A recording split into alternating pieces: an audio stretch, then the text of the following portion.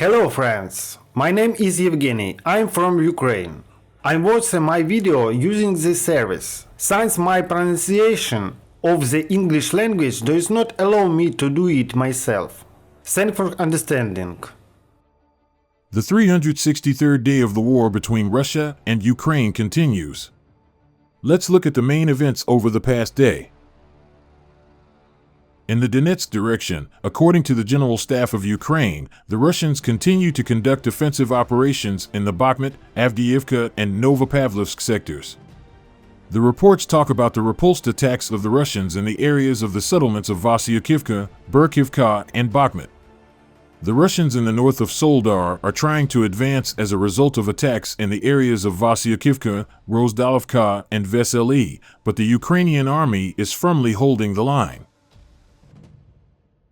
After the fall of Berkhivka, the main efforts of PMC Wagner are concentrated on the assault on the northern regions of Bakhmut and its suburbs.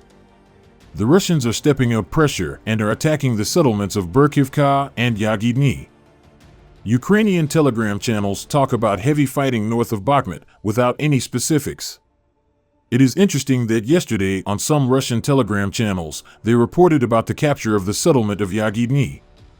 Already today, in the reports of the Russians, it is said about the battles on the outskirts of this settlement. The thing is that yesterday the armed forces of Ukraine carried out a successful counterattack and pushed back the Wagner PMC to the outskirts of Yagidny. Also, in the reports of the Russians today, battles are already reported in the center of the settlement of Berkhivka. The Ukrainian side does not confirm this. Friends, as you can see, there have been very few views on the channel lately, which is why I have practically no income. If you have the opportunity to support me financially, I will be very grateful. Thank you. In Bakhmut itself, heavy fighting continues, where, unfortunately, there are advances of the Wagner PMC. In the north of Bakhmut, according to unconfirmed reports, the Russians entered the territory of the Stupki railway station. In the east of the city, the Russians reached Vatutina Street. In the south of Bakhmut, the Russians were unable to break through the defenses of the Ukrainian army in the area of the settlement of Ivanivske and are now actively attacking towards the Monument airplane.